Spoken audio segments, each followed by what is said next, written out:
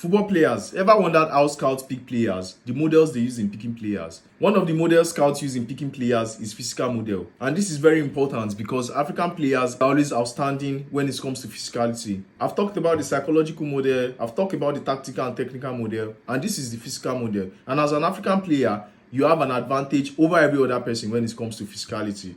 This model focuses on what the body can do repeatedly during a match and how well the players sustain performances. You need the ability to explode over short distances and maintain pace. This is very important for fullbacks, wingers. In Africa, raw speed is common. Most of our players are fast. But the point is, scouts now look for speed with control. It's not just about running. Can you control the speed? This talks about how a player can stop, turn, and reaccelerate. This is a key for defenders in 1v1 and midfielders when under pressure. Talking about strength, to talk about the upper and lower body. Do you have the ability to hold up opponents, win duels, and stay balanced? Because as a CB, DM, and a striker, your strength is very, very important in the game. Power is another important thing in physical model. Talk about short explosive actions, your jumping, your shooting, tackling, and sprint starts. And this is often used to separate players in aerial battles and transition.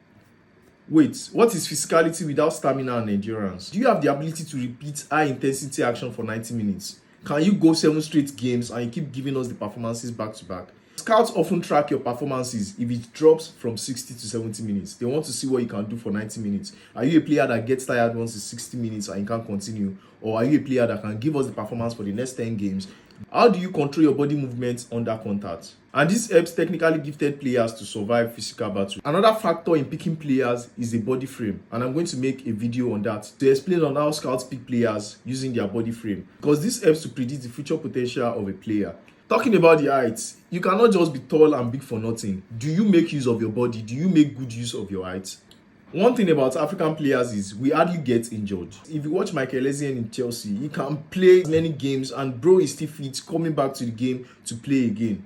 Talking about your injury resistance and durability, you want to see how a player breaks down physically. And are you the player that will always be available in game, or you're a player that after like 2 games, you're gone for another 6 months, you come back, you play another 3 games, you're gone for like 2 months. Physical maturity. This is very, very important when we are talking about the age and body. There are some late developers and there are some early developers in football. This is called relative age effect. I'm going to make a video on that, explain how that works.